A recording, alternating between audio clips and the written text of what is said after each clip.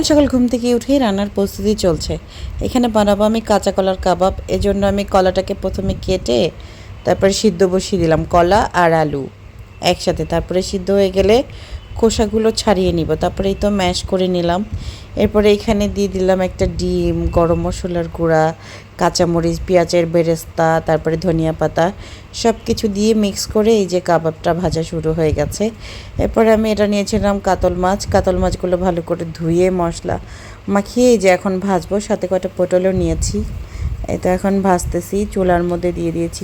আমি কাঁচা কলার কাবাবে মশলা ব্যবহার করেছিলাম জিরা গুঁড়া, গরম মশলার গুঁড়া, তারপরে ধনিয়া পাতা, পেঁয়াজের বেরেস্তা। এগুলো দিলে কাঁচা কলার কাবাবে মনে হয় না যে এটা কাঁচা কলার কাবাব, মনে হয় মাংসর কাবাব। খেতেও খুব ভালো লাগে। তো এদিকে আমার কাতল মাছের ঝোলটাও প্রায় হয়ে গেছে। এখন আমি একে একে মাছগুলো দিয়ে দিব। আর আমাদের বাসায় মানে সবজির থেকে মাছটা ভুনাই খায়, সবজি কেউ খেতে চায় না। সবজি শুধু আমি, আমার শ্বশুর শাশুড়ি খাই, আর বাসায় আমার হাজব্যান্ড, দেবর ওরা কেউ খেতে চায় না। তো এখানে আমি একে একে মাছগুলো ঝোলের উপরে দিয়ে দিলাম। তারপরে আমি উপর দিয়ে কয়েকটা কাঁচামরিচ দিয়ে, ধনিয়া পাতা দিয়ে তারপরে ঢেকে দিব।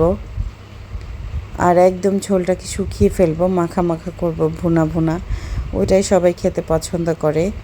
এই তো আপনাদের বাসায় কীভাবে রান্না করেন অবশ্যই কমেন্ট করে জানাবেন। আর আমি কিভাবে রান্না করি, এইভাবে কি আপনারা রান্না করেন, এটা অবশ্যই জানাবেন। তো সবাই ভালো থাকবেন।